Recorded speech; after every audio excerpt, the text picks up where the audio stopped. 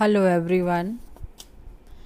आज हम पढ़ेंगे भरत भूषण अग्रवाल जी द्वारा लिखित कहानी महाभारत की एक सांझ के प्रमुख पात्र दुर्योधन का चरित्र।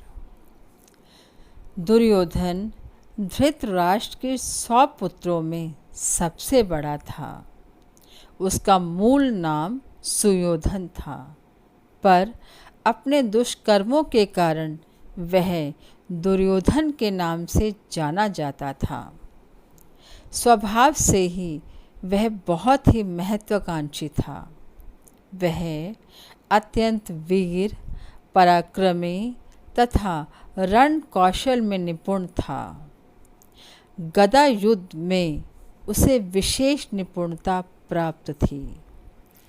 स्वभाव से वह उद्दंड और दुष्ट प्रवृत्ति का था।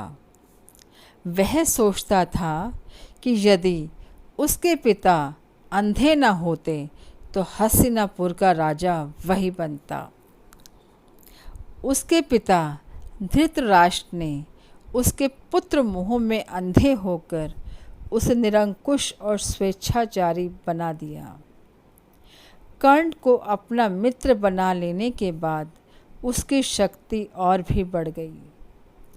पांडवों का समूल नष्ट कर देने के लिए उसने अनेक चालें चली।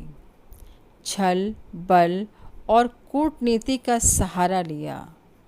यहाँ तक कि बिना युद्ध किए वह पांडवों को सुई की नोक के बराबर भी भूमि देने को तैयार नहीं हुआ।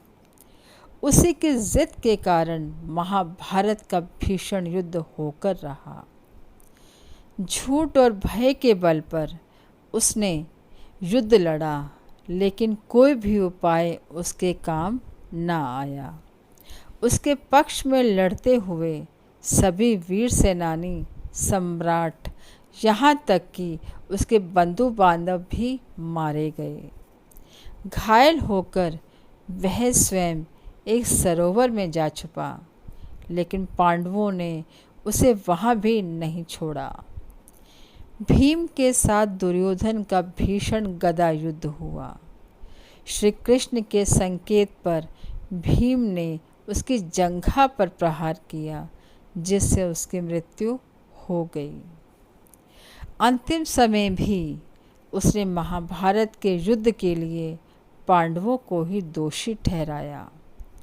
मरते मरते भी उसे इस बात का दुख रहा कि यदि उसके पिता अंधे न होते तो वह इस प्रकार न मारा जाता और हस्तिनापुर का एक छत्र सम्राट होता। धन्यवाद।